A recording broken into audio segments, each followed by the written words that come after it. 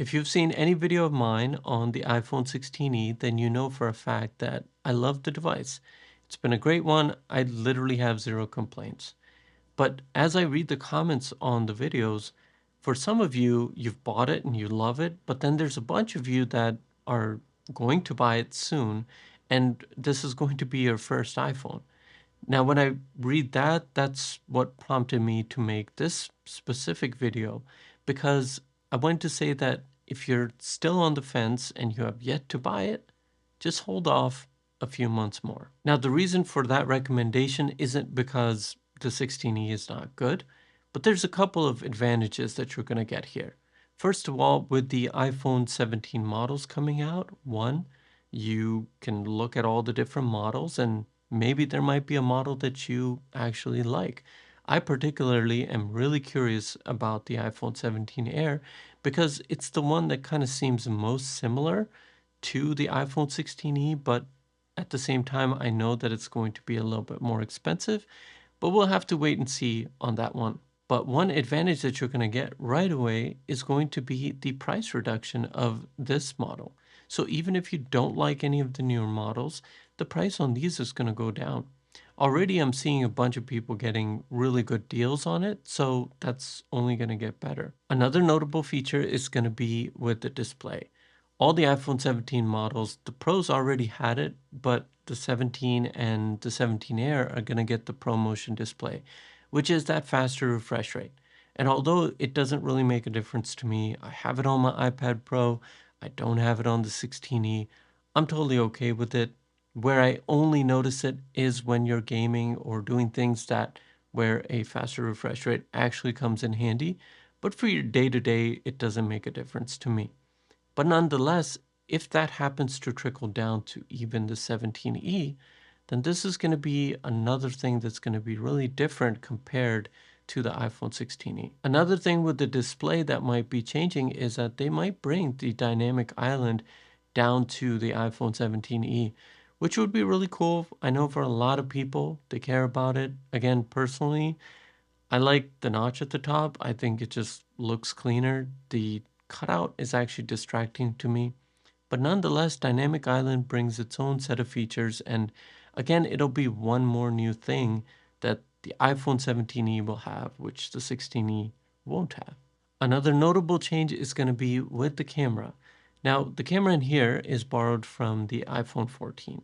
And if you've seen my iPhone 16e in Japan videos, I think those two episodes alone do the camera so much justice, whether it's photo or video. And I will always say that with camera, it always comes down to what your understanding is and how you know how to use a camera. I have friends that have like the latest pro phones and they'll ask me to take a photo with my phone because they know it's going to come out good. So that's the thing. Like if you understand how to use the camera, that's more important than having the latest and greatest camera. Of course, having the best possible camera is going to give you an advantage, but if you don't know how to use it, well, what does it matter? And with the 17e, no doubt there is going to be a camera improvement. So automatically, just by waiting a few more months, you're going to have a better camera at your disposal. And if you learn how to use it, then you're going to be able to even get better pictures and video than you can on here. Now, another improvement we're going to see is with battery life. And I think anyone that's used an iPhone 16e will tell you how amazing the battery life has been, and there's no doubt about it. But with the iPhone 17s, we're going to see a new battery technology, most likely silicon carbon, especially because of the 17 Air model.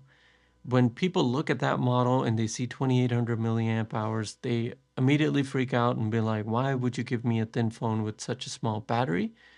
But with silicon carbon tech, basically, if I was to take this phone, which is 16e, and let's say the 17e has the same size battery, but a silicon carbon one, the silicon carbon one is able to pack more watt hours of energy in the same size and weight.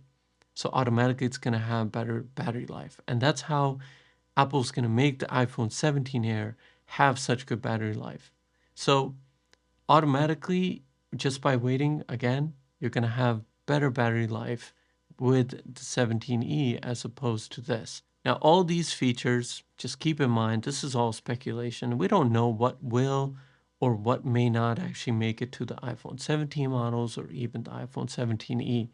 But nonetheless, if you've waited this long, it will pay off to wait a couple more months simply because guess what? This is not going to go anywhere. This will still be here at the end of it all and for a better price. So if anything, you get to see what the new one offers, and if there's not enough there, well, you get a better deal on the iPhone 16e. Let me know down below if you have any questions. I will be taking a look at all these models and kind of comparing them. So I'll always be here to help guide you and help you out in making the right decision for you. But until next time, if you've enjoyed, please give this video a thumbs up, comment down below with your questions, and most importantly, take care and I will see you in the next video.